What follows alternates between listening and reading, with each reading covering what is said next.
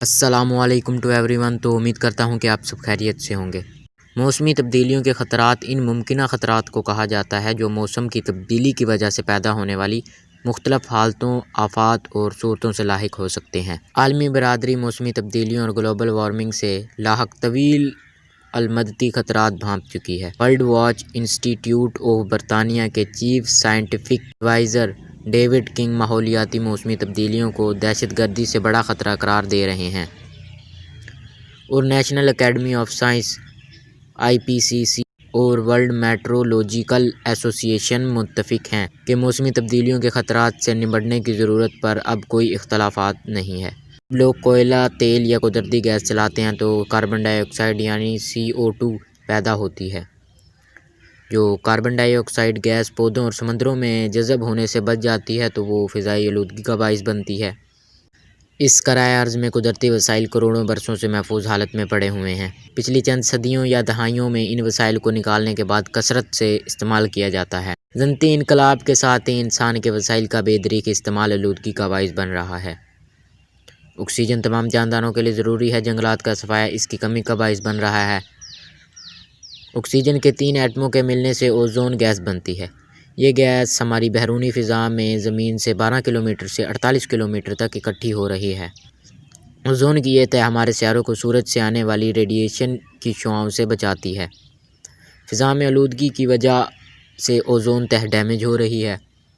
مختلف جنگیں بھی عالمی حرارت میں جوک در جوک اضافے کے باعث بن رہی ہیں۔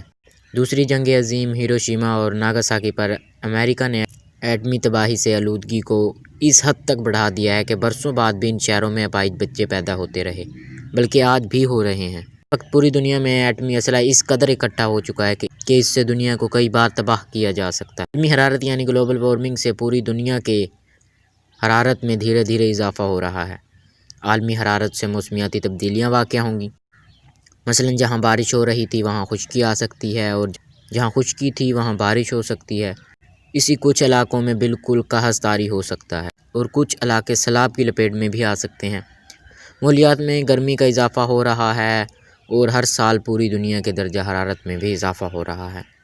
عالمی حرارت سے گلیشیئر پگھل کر پانی میں تبدیل ہو جاتے ہیں، جن کی وجہ سے سمندر کی سطح میں اضافہ ہو رہا ہے، یعنی پانی کا لیول دن بدن بڑھتا جا رہا ہے۔ طریقے ایسے بھی ہیں جن سے گلوبل وارمنگ کو روکا جا سکتا ہے، نہیں تو کم سے کم کیا جا سکتا ہے۔ مثلاً شجر کاری۔ عالمی حرارت کو کم کرنے کا سب سے بہترین ذریعہ شجر کاری یعنی نئے پودوں کو اگانا ہے۔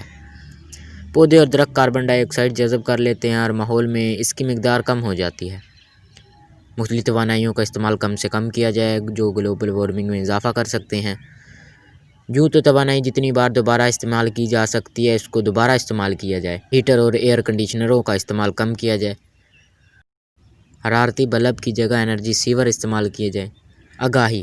معاشرے میں اور یا کم از کم اپنے خاندان میں اگر انسان اس بارے میں آگاہی پیدا کرے تو اس سے گلوبل وارمنگ پوری طرح ختم تو نہیں کیا جا سکتا، ہاں لیکن کم از کم اپنے توفیق تک انسان کردار ادا کر سکتا ہے۔